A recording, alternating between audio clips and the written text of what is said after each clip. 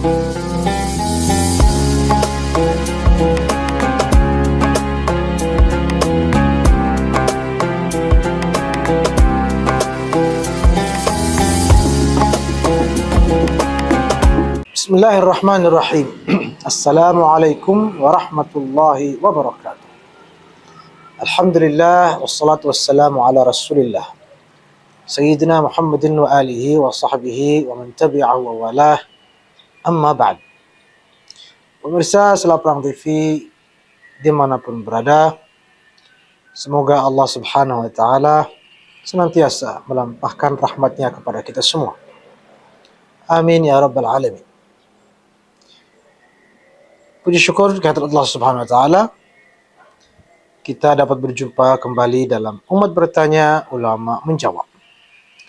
Dan sebagaimana setiap episode, kita akan mendengarkan, menyaksikan, ataupun membaca pertanyaan-pertanyaan yang telah masuk dan kita terima dari masyarakat kita seputar agama.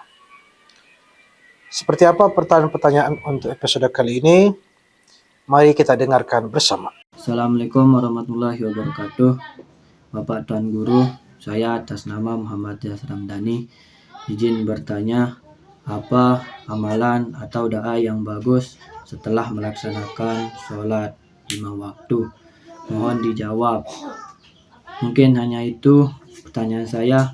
Assalamualaikum warahmatullahi wabarakatuh. Waalaikumsalam warahmatullahi wabarakatuh. Amalan setelah salat 5 waktu.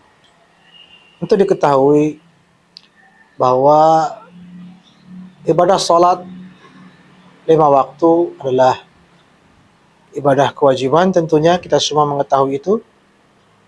Namun ibadah salat tersebut umumnya dilakukan dengan berbagai kekurangan. Baik kekurangan dalam sunnah-sunnahnya, kekurangan dalam adab-adabnya, kekurangan dalam khusyuk dan penghayatannya, maupun kekurangan-kekurangan lainnya.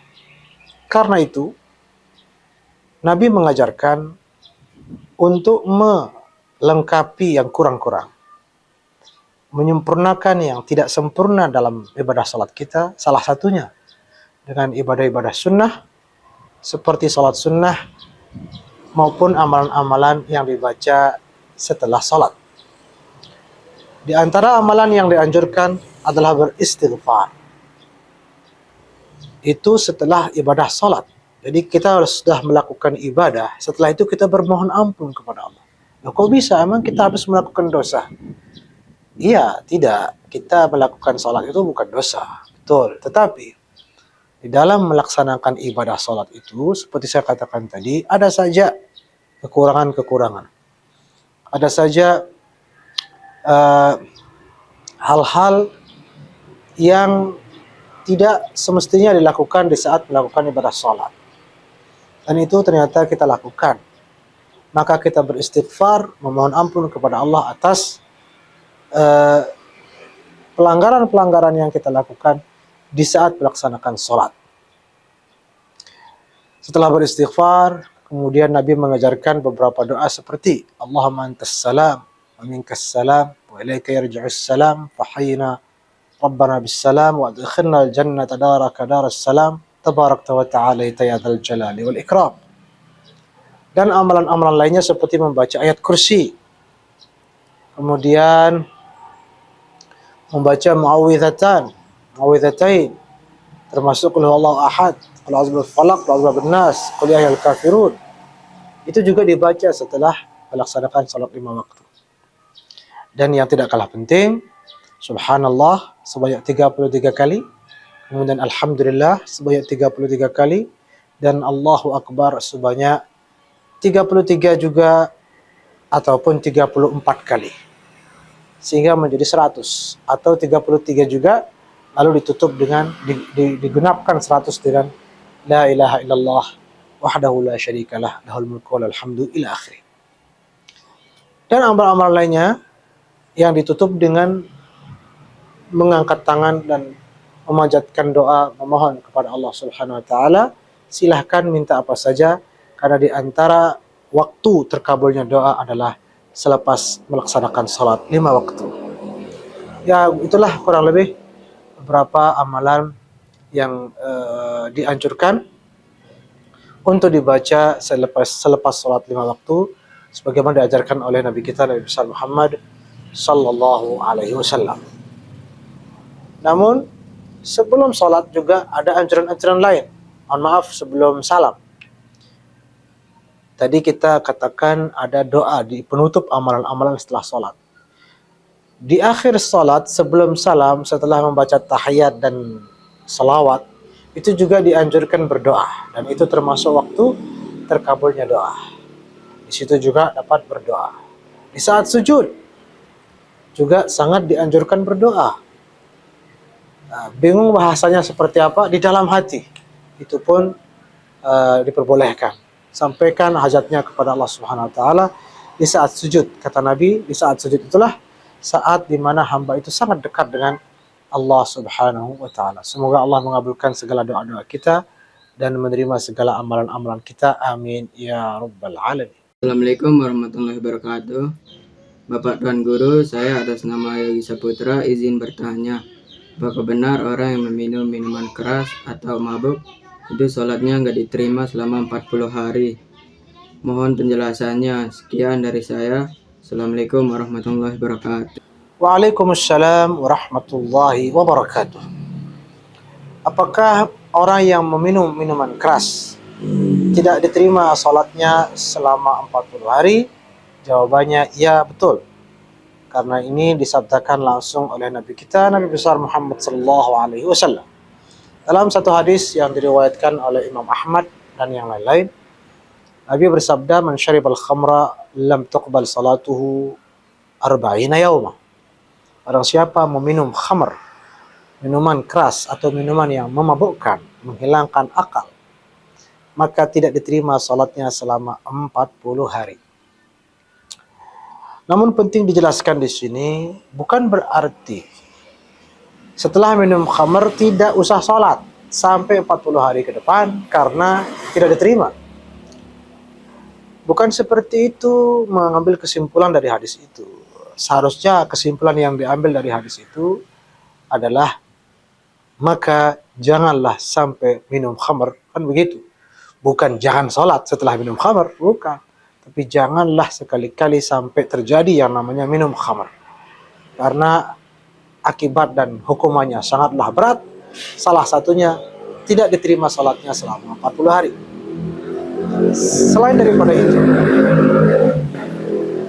daripada itu, tidak diterima salat di sini tidak berarti menggugurkan kewajiban salat. Tetap dia wajib melaksanakan salat di saat dia sudah sadar, maka 40 hari ke depan dan seterusnya dia tetap wajib melaksanakan salat. Jika tidak, semakin berlipat ganda hukuman yang akan diperoleh dunia dan akhirat. Jadi, dan ketika dia sholat selama 40 hari itu bagaimana dong? Kan tidak diterima.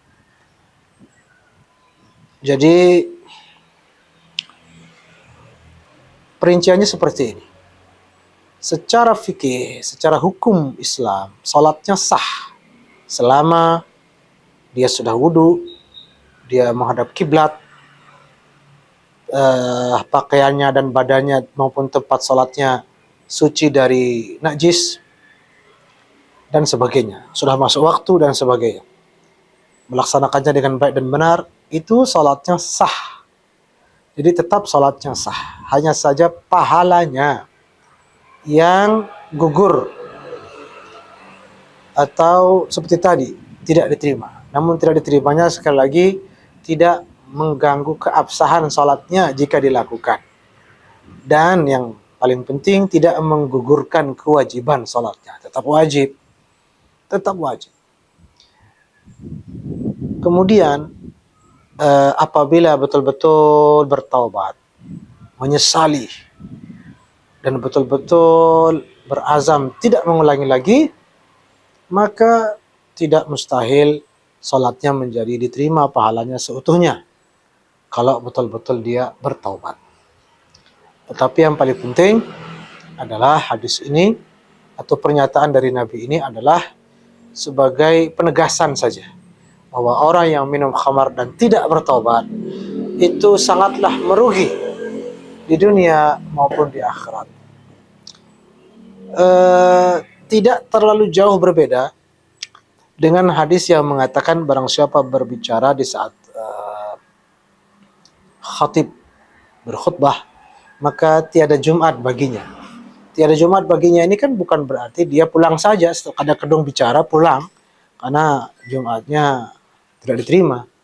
Ya enggak begitu. Tetap tidak gugur kewajibannya melaksanakan salat Jumat. Hanya saja pahalanya menjadi berkurang, pahalanya menjadi gugur. Ibadah Jumatnya menjadi tidak berkualitas dan sia-sia. Ya seperti itulah. Maka itu jangan sampai dilakukan agar tidak sia-sia apa ibadah yang dilaksanakan. Semoga dapat dipahami. Wallahu a'lamu bishawab. Assalamualaikum warahmatullahi wabarakatuh. Bapak Tuan Guru, saya atas nama Ikhtiar izin bertanya, apa tanda-tanda datangnya hari kiamat? Mohon penjelasannya Bapak Tuan Guru. Sekian, terima kasih. Assalamualaikum warahmatullahi wabarakatuh. Waalaikumsalam warahmatullahi wabarakatuh. Tanda-tanda kiamat itu apa saja? Untuk diketahui, tanda kiamat ada dua bagian. Ada tanda-tanda kecil dan ada tanda-tanda besar. Tanda-tanda kecil dan tanda besar bedanya apa? Ya, yang besar itu sudah sangat dekat. Ya, yang kecil ini dekat tetapi lebih dekat lagi kalau sudah tanda besar. Kurang lebih seperti itu. Dan tanda-tanda kecil ini oleh para ulama kita yang sudah mengkaji lebih dalam tentang ini, itu dikatakan hampir seluruhnya sudah ada, sudah terjadi. Seperti merosotnya akhlak, moral, merajalelanya maksiat. Maksiat itu sudah biasa, tidak lagi memalukan, malah menjadi kebanggaan. Itu termasuk tanda kiamat yang sudah lama terjadi. Tanda-tanda lain dikatakan dalam hadis bermegah-megahan dalam pembangunan. Itu pun juga sudah lama kita saksikan. Bagaimana dulu dan sekarang bangunan rumah itu jauh berbeda. Dulu seperlunya, sebutuhnya. Sekarang, subhanallah, sampai lingkungan pun dirusak demi pembangunan. Dan membangun itu pun sekarang itu banyak yang tidak perlu. Itu dibangun dengan dana yang bermiliar-miliar.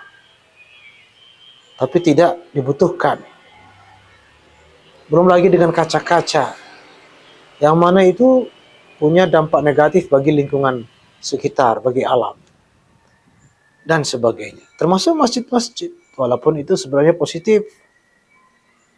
Tetapi membangun masjid dengan begitu megah hanya untuk berbangga-banggaan, tetapi tidak diisi, tidak didatangi untuk melaksanakan ibadah, kan itu juga satu hal yang sangat diprihatinkan.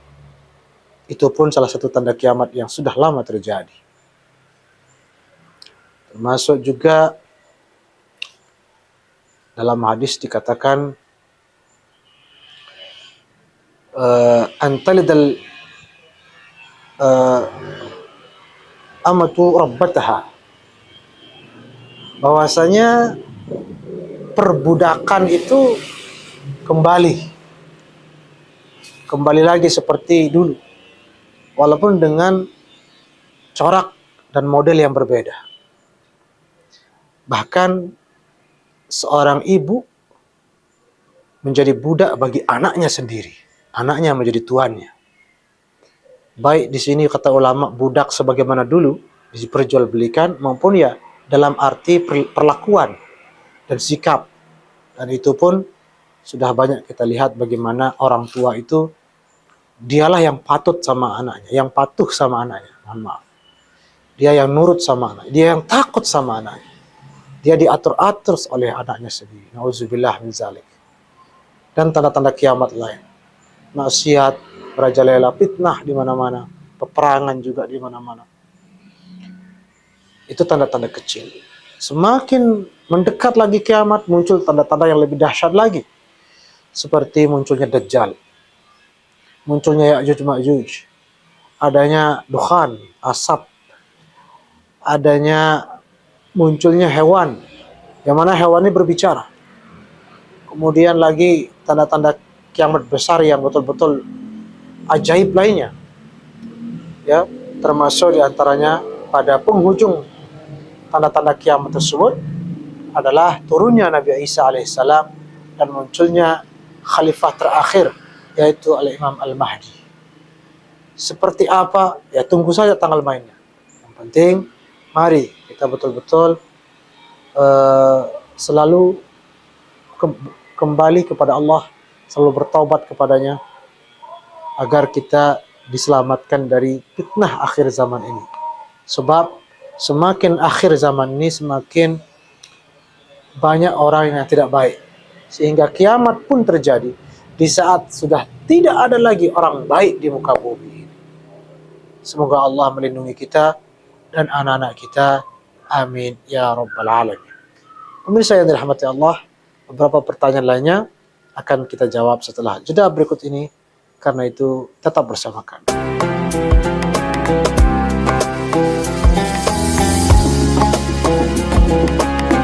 Bismillahirrahmanirrahim. Assalamualaikum warahmatullahi wabarakatuh. Segenap masyarakat Kabupaten Lombok Timur yang saya cintai, pemerintah Provinsi Nusa Tenggara Barat melalui Peraturan Gubernur Nomor 6 Tahun 2026 kembali memberikan kesempatan terbaik bagi masyarakat melalui program pemutihan pajak kendaraan bermotor tahun 2026. Program ini menjadikan berbagai kemudahan, antaranya penghapusan seluruh denda keterlambatan pembayaran pajak kendaraan, keringanan tunggakan pajak bagi kendaraan yang menunggak lebih dari 5 tahun, yang masing-masing berlaku 15 Juni sampai dengan 30 September tahun 2026, serta diskon pajak sebesar 50% bagi kendaraan luar daerah yang melakukan balik nama menjadi kendaraan berplat NTB yang diberlakukan mulai 15 Juni hingga 19 Desember tahun 2026. Atas nama pemerintah Kabupaten Lombok Timur, saya menyambut baik dan memberikan dukungan penuh terhadap program ini. Ini merupakan bentuk perhatian pemerintah dalam membantu meringankan beban masyarakat, sekaligus meningkatkan kesadaran bersama akan pentingnya membayar pajak tepat waktu. Pajak kendaraan yang kita bayarkan akan kembali kepada masyarakat dalam bentuk pembangunan infrastruktur, peningkatan pelayanan publik, pembangunan fasilitas pendidikan, kesehatan, dan berbagai program yang mendukung kesejahteraan masyarakat. Karena itu, saya mengajak seluruh masyarakat Lombok Timur yang masih memiliki tunggakan pajak kendaraan untuk memanfaatkan kesempatan ini dengan sebaik-baiknya. Jangan menunggu hingga masa program berakhir. Segera datangi kantor Samsat terdekat dan lengkapi kewajiban administrasi kendaraan Anda. Mari kita bersama-sama mendukung pembangunan daerah dengan menjadi warga yang taat pajak. Dengan partisipasi aktif masyarakat, kita mewujudkan Lombok Timur yang lebih maju, sejahtera, dan berdaya saing. Terima kasih atas perhatian dan kerjasama yang baik kepada seluruh masyarakat Lombok Timur. Demikian, wassalamualaikum warahmatullahi wabarakatuh.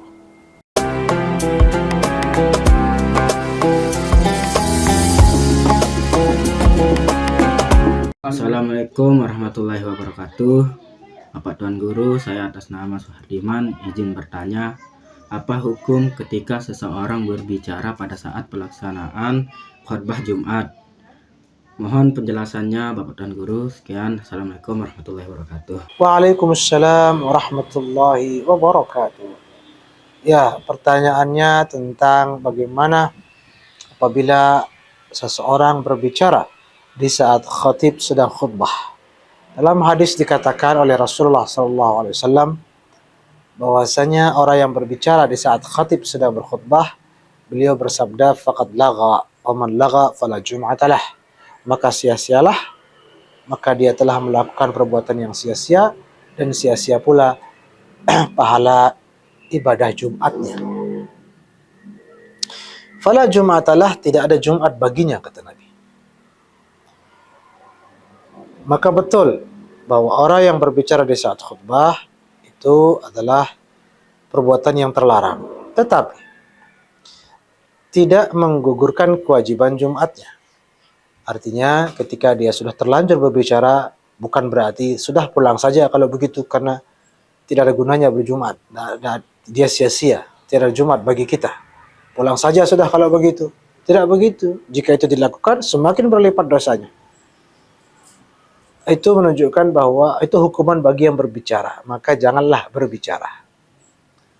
Dan kalau sudah berbicara, ya sudah, tetap diam di tempat dan nanti perbanyak istighfar, memohon ampun atas dosa yang Anda lakukan itu. Begitu. Kemudian di situ tidak berarti tidak sah Jumatnya. Hanya saja kualitas pahala Jumatnya yang menjadi rusak gara-gara dia berbicara di saat khatib sedang berkhutbah. Ya, bukan tidak sah. Kalau tidak sah, iya pulang saja. Tapi secara fikih dia tetap sah, tetap wajib, tidak gugur. Hanya saja kualitas pahalanya menjadi rusak karena dia membuat pelanggaran, yakni berbicara saat khatib sedang berkhutbah. Karena itu hindarilah berbicara bahkan dengan isyarat sekalipun, betul-betul fokus mendengar khatib sedang berkhutbah, kecuali keadaan darurat. Ya, keadaan darurat, ada yang jatuh, ada yang mau kecelakaan lalu kita selamatkan. Nah, itu beda lagi ceritanya, itu darurat. Termasuk juga ketika khatib sendiri berbicara dengan kita. Dan itu bisa terjadi. Karena kalau khatib yang berbicara itu konteksnya masih bersama khatib fokusnya. Tidak bersama yang lain. Berbicara dalam arti misalnya, ya bisa saja di tengah-tengah khutbah khatibnya berkhutbah dalam nada tanya misalnya. Misalnya katakanlah khatib sedang berkata seperti ini.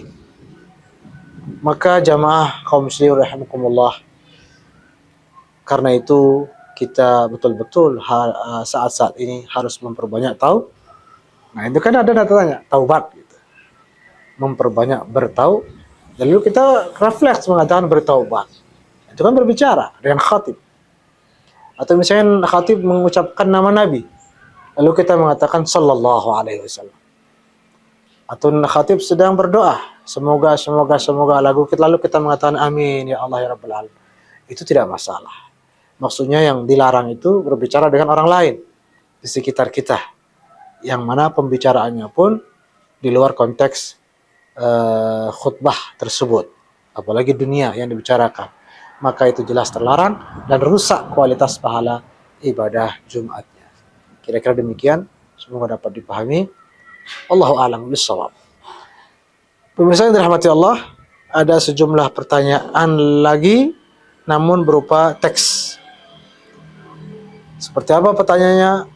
Kita akan baca bersama. Assalamualaikum warahmatullahi wabarakatuh. Waalaikumsalam warahmatullahi wabarakatuh. Pak Tuan Guru, gimana caranya kalau orang baik itu jauh dari tempat kita, sementara kita ingin supaya bisa bertatap muka dengan beliau secara langsung supaya bisa menular ke kita kebaikan-kebaikannya? Betul. Bersama selalu dengan orang baik itu dianjurkan dalam Islam. Daripada bersama orang yang tidak baik, ya bersamalah dengan orang-orang baik, bergaul dengan orang-orang baik. Al-jalisus salih, kata Nabi. Jadi kalau kita bersama orang yang baik, itu seperti kita dekat dengan orang yang penjual minyak wangi, maka harumnya itu pun tertular. Tapi kalau kita berteman dengan orang buruk, meskipun kita bukan orang buruk, tapi berteman dengan orang buruk, seperti kita mendekati tukang besi atau ya tukang las lah, atau tukang-tukang lainnya yang berbau lah, berbau keras. Walaupun kita pada dasarnya tidak bau, tapi dekat dengan mereka menjadi bau lah kita. Maka dekat dengan orang baik tertular kebaikannya. Pertanyaannya, jika dia jauh, ya carilah orang-orang baik yang di dekat. Kenapa harus jauh? Ya jika tidak ada, yang jauh pun bisa saja di zaman teknologi ini, yang canggih ini, yang jauh bisa saja jadi dekat. Ada WA, ada video call, ada voice note, bisa chatting sepuasnya. Itu juga ada kedekatan, kebersamaan dengan orang-orang baik. Jadi komunikasilah dengan orang baik lewat alat-alat tersebut, ya, alat-alat komunikasi tersebut. Tetapi perhatikan juga orang baik ini apakah sejenis atau lawan jenis, dan kalau dia lawan jenis, apakah dia mahram atau bukan mahram. Kalau lawan jenis dan bukan mahram, ya jangan dekat-dekat, ya, dilarang. Kecuali kedekatannya sifatnya misalnya dia seorang guru, ya hadiri majelis ilmunya bersama teman-teman yang lain. Dia punya konten, putar konten-kontennya yang bermanfaat, maka tertular juga kebaikannya. Dia punya buku, baca bukunya, dan seterusnya. Itu begitu caranya. Tapi kalau chat intens, kalau dia lawan jenis dan bukan mahram, ya itu tidak boleh. Itu perhatikan juga dalam hal kita mendekati orang-orang baik tersebut. Kemudian orang-orang saleh yang sudah meninggal dunia pun bisa kita dekati. Nabi bisa kita dekati dengan cara membaca sejarahnya, banyak-banyak berselawat kepadanya, ya, mengirimkan Fatihah dan kepada beliau. Orang-orang saleh, para aulia, para wali kirimkan Fatihah. Itu juga bagian daripada mendekati orang-orang mulia, dan itu juga besar manfaatnya untuk lahir batin dan jiwa raga kita. Ya, begitu ya kalau persoalan mendekati orang-orang baik yang jauh dari kita. Semoga dapat dipahami. Wallahu a'lamu bissawab. Terakhir, pemirsa Selaparang TV yang dirahmati Allah. Pertanyaan dari saudara Akbar, dia menanyakan apakah benar tanggal malam Asyura 10-11 Muharram bagi suami yang memberikan hadiah ke istrinya akan terus mengalir di bulan itu saja. Bagaimana suami yang pas-pasan, apakah harus memberikan hadiah? Di beberapa ulama di TikTok pernah kita dengar mohon pencerahan. Rasulullah SAW bersabda, "Man wassa'a ala ayalihi yawma Asyura wassa'allahu alaihi sa'ira sanatih." Itu betul, ada hadis demikian. Nabi mengatakan barang siapa membelanjakan keluarganya, memberikan belanja spesial kepada keluarganya di hari Asyura 10 Muharram, Allah akan perluas rezekinya selama 1 tahun ke depan. Nah, wassa'a ala ayalihi, kata Nabi, memperluas belanja atau menspesialkan, mengistimewakan belanja kepada keluarga. Itu tidak mesti hadiah. Ada hal yang spesial diberikan. Misalnya pada hari Asyura diajak ke pantai. Di sana beli ikan, ngobrol, bikin suasana yang spesial. Berenang bersama di laut. Diajak ke kolam renang. Ya, diajak ke mall jalan-jalan, diajak ke bioskop. Diberikan kebahagiaan-kebahagiaan spesial yang tidak diberikan setiap hari, yang diberikan jarang-jarang. Diberikan pada hari Asyura, maka itu pahalanya besar. Dan manfaatnya Allah, imbalannya di dunia, Allah luaskan rezekinya selama minimal 1 tahun ke depan. Jadi yang pas-pasannya, semampu pas-pasannya. Ya misalnya dia tidak bisa belikan hadiah yang mahal, dia ajaklah ke pantai. Ayo istriku, anakku, kita ke pantai. Kita ke Labuan misalnya yang dekat-dekat. Kita berenang di sana sepuas-puasnya. Ya kita beli apalah yang sederhana, yang tidak terlalu mahal, tetapi ya jarang-jarang dibeli, dinikmati bersama. Atau masak di rumah dibawa ke pantai. Ya, piknik di sana. Itu juga termasuk membelanjakan dan membahagiakan atau memberikan hal yang spesial istimewa kepada keluarga di hari Asyura. Itu sangat dianjurkan, dan itu Allah Subhanahu wa taala akan beri imbalan limpahan rezeki selama minimal 1 tahun ke depan, sebagaimana jaminan daripada baginda Rasulullah sallallahu alaihi wasallam. Mudah-mudahan Allah murahkan rezeki kita, berkahi rezeki kita, dan berikan kebahagiaan di dunia dan di akhirat. Amin ya rabbal alamin. Pemirsa yang dirahmati Allah, sampai sini untuk episode kali ini. Pertanyaan-pertanyaan lainnya akan senantiasa kami nantikan. Langsung saja kirim ke nomor di bawah ini. Saksikan terus Umat Bertanya, Ulama Menjawab hanya di Sela Perang TV. Wassalamualaikum warahmatullahi wabarakatuh.